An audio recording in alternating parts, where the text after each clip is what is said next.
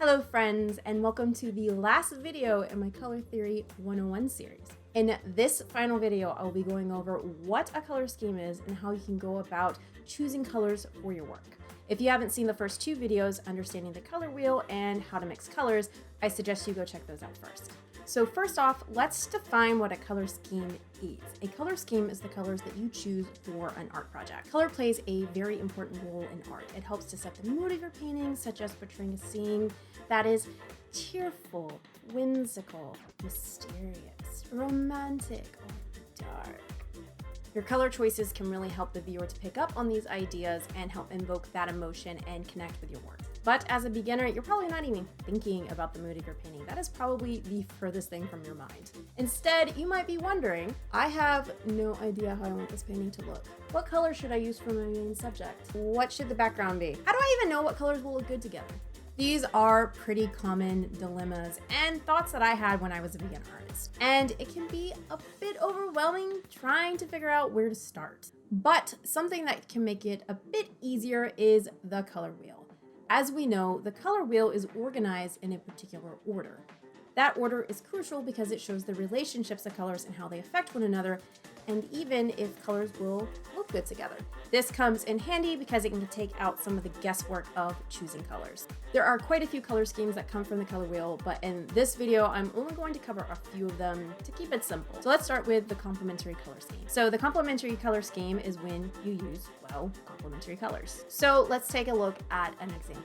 This color scheme can be very eye-catching because it offers the most visual contrast, since you are using two colors from the opposite sides of the color wheel.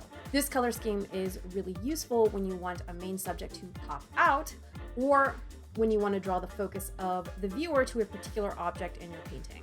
One of the best ways to use this color scheme is for one color to be dominant and the other color to play more of a secondary role. When using a complementary color scheme, it is important to pay attention to the saturation levels of your colors. Having your colors vary in saturation helps keep the piece visually balanced. Next, let's talk about the analogous color scheme. Very hard time saying that word. So an analogous color scheme is made up of colors that sit next to each other on the color wheel. There are many different options and moods that can come from this color scheme. Often one color will be dominant and the other colors will serve as accents for the painting.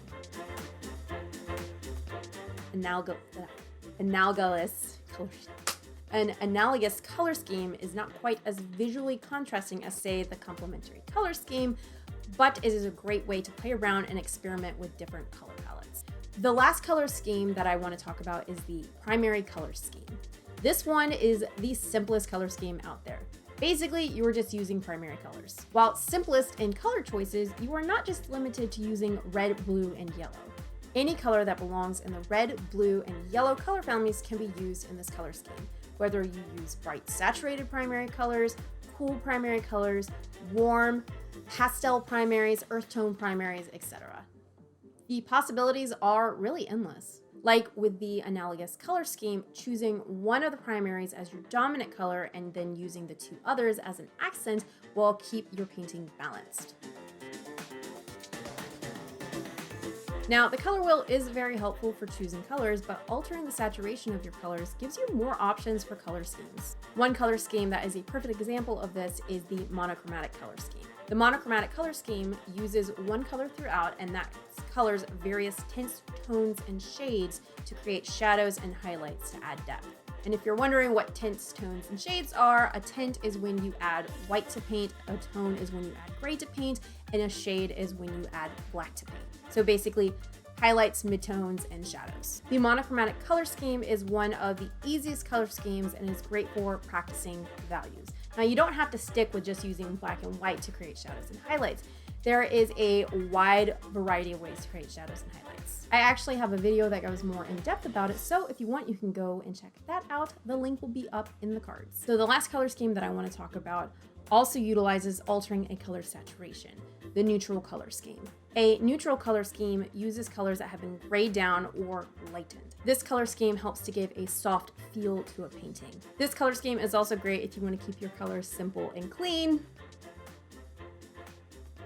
or if you just want a lighter color palette. So while using the color wheel can be helpful in narrowing down color schemes, that still doesn't help when it actually comes to choosing colors, because there are a lot of color options out there. So how do you choose what colors to use? And by the way, finding the true primaries isn't going to help either. For me, the mood that I want really drives my color choices. For example, if I want a feeling of sadness or calmness, peace, I would choose a cool color scheme. If I want a feeling of happiness, high energy, or passion, I would choose a warm color palette. Now, this is a very simplistic way to choose colors, but it is a great place to start. The more you paint and study color theory, the easier it will be to choose colors. I highly recommend looking at some of your favorite artists' works and studying their color palettes.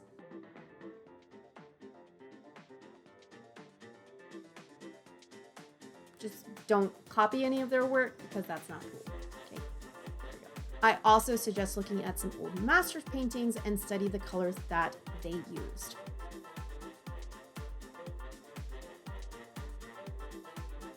Now, usually the best way to do this is to go to an art museum, but we were in plague time, so that's probably isn't a very good idea.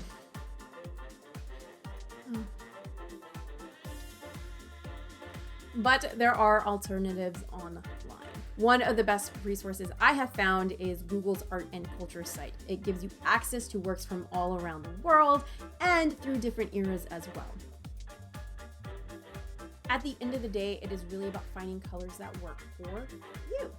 I mentioned this in my color mixing video, and I want to reiterate it again because that is what is most important. I could recommend colors all day long, but if those colors are not your cup of tea, then it's basically useless information for you. It's more important to understand how colors affect each other and the basis of color theory. The more you paint and study color theory, the easier it will be to choose colors. So that is it for Color Theory 101, but this will not be the last of the color theory content here. There is so much to cover with color theory that even in 3 videos, I can't cover everything. So more videos will be coming in the future. But in the meantime, I hope you found these videos helpful and they give you a better understanding of color theory and will help you out in your future paintings. And if you would like to continue on this art journey with me, then feel free to subscribe. Also, if you are interested in seeing sneak peeks and updates on my upcoming pieces, then I suggest that you check out my Instagram. Thank you so much for watching, and I will see you next time. Bye!